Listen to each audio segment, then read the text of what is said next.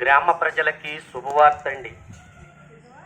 ప్రియ సహోదరి సహోదరుడా, మీరు ఏ పనిలో ఉన్నను ఈ దేవుని మాటలు ఆలకిస్తారని ప్రభు పేరట మిమ్మల్ని దేవునికి ప్రార్థన చేస్తున్నాం.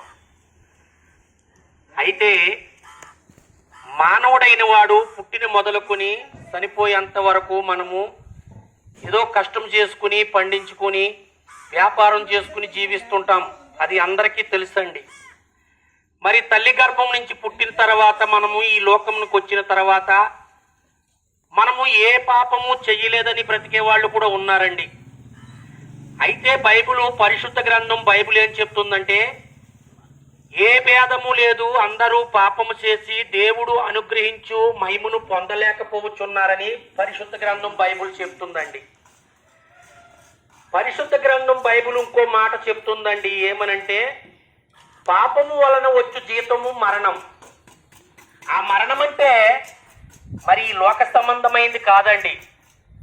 ఈ లోకంలో మనం ఎలా బ్రతికేసినా ఆయుష్ ఇచ్చినంత వరకు దేవుడు మనం బ్రతుకుతుంటామండి. ఆయుష్ అయిపోయిన తర్వాత వెళ్ళిపోతాం.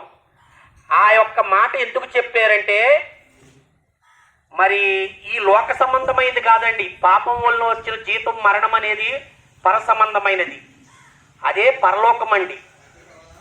మరి ఆ యొక్క మరణం ఎటువంటిదండి? ఇక్కడ చనిపోతాం, వెళ్ళిపోతామండి. అది పరలోక సంబంధమైంది. అక్కడ మనం నిత్య జీవం అనేది ఉందండి.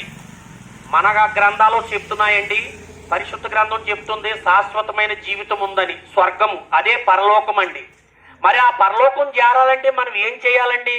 మరి ఇక్కడ ఎలా పడితే అలా బ్రతికేసి, ఎలా పడితే అలా తిరిగేసండి, ఎలా పడితే అలా చేసేస్తే ఆ పరలోకం వస్తుందంటారా? ఒక్కసారి ఆలోచించండి ప్రియ సహోదరి సహోదరురా. మానవుడు ఎంతో జ్ఞానమైన మనిషి అండి. చంద్రమండలంలోకి వెళ్ళాడండి. ఇవాళ అమెరికాలో మనం పెట్టుంటే మనం ఫోన్లో మనిషిని చూస్తున్నాం. ఇంత తెలివైన వాడు మరి ఆ యొక్క జ్ఞానాన్ని, ఆ యొక్క నిజదేవుని తెలుసుకోలేకపోతున్నాడండి.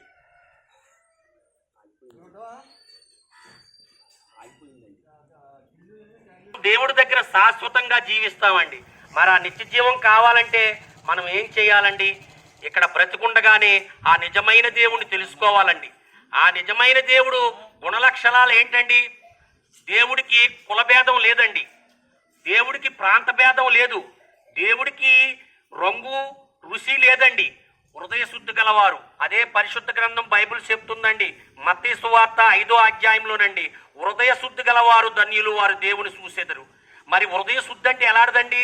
చెడు ఆలోచనలు, చెడు తలంపులు, మరి చెడ్డ పనులు, నరహత్య, వ్యభిచారము, దొంగతనము, మరి అబద్ధములు ఇలాంటివి మాట్లాడకూడదండి. పరిశుద్ధ గ్రంథం చెప్తుంది.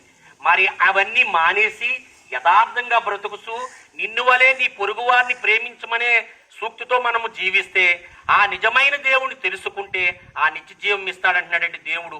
అది శాశ్వతమైందండి. చూడండి, మనము ఒక తణుకులోనో రాజమండ్రిలో బండి ఎక్కుతామండి. అద్దరికి చేరాలంటే మధ్యరకాని కొంతమంది దిగిపోతుంటారు, ఎక్కుతుంటారండి. కానీ మరి ఆ శాశ్వతమైన లోకం మరి ఇక్కడ కొంతకాలం ఉండి వెళ్ళిపోతుంటామండి, చనిపోతుంటాం. ఆ శాశ్వతమైన లోకం చేరాలంటే మనం ఆ నిజమైన దేవుణ్ణి తెలుసుకోవాలండి. ఆ నిత్యలోకం అండి. అక్కడ ఆకలి ఉండదండి, అక్కడ పెళ్ళిళ్ళు ఉండవు, అక్కడ మరి ఇక్కడికి మళ్ళీ అక్కడ బంధుత్వం ఉండదండి. అక్కడ సంతోషంగా దేవుడి దగ్గర, ఆ దేవుడి రాజ్యంలో శాశ్వతమైన జీవితం అనుభవిస్తామండి. మళ్ళీ మనకి మహిమా శరీరం ఇస్తాడండి దేవుడు. కాబట్టి ప్రియ సహోదరి సహోదరుడా, దీపం ఉండగానే ఇల్లు చక్క పెట్టుకోమని పెద్దలు అన్నారండి. మనము బ్రతుకుండగానే ఆ నిజమైన దేవుడు, ఆ యేసుక్రీస్తు ప్రభువుని మనం అంగీకరించి ఆయన్ని హృదయంలో అత్తుకుని ఎవరైతే ఆ రక్షణ తీసుకుని బ్రతుకుతారో వారికి ఆ నిత్య జీవం అండి. కాబట్టి మేము ఈ రాకడ కారణం ఆనాడు అపోస్తులకండి ఆ దేవుడు మరి మీరు సర్వ సృష్టికి వెళ్ళి సువార్తను ప్రకటించమని వాగ్దానం చేశారు. మేము ఏది ఆశించి రాలేదండి. ఎవరు మాకు పైసా ఇవ్వరు, ఏది ఆశించి రాలేదండి. మా కష్టార్జితంతో మీరు కూడా సత్యం తెలుసుకుంటారని మేము ఈవేళ ఈ గ్రామం వచ్చామండి.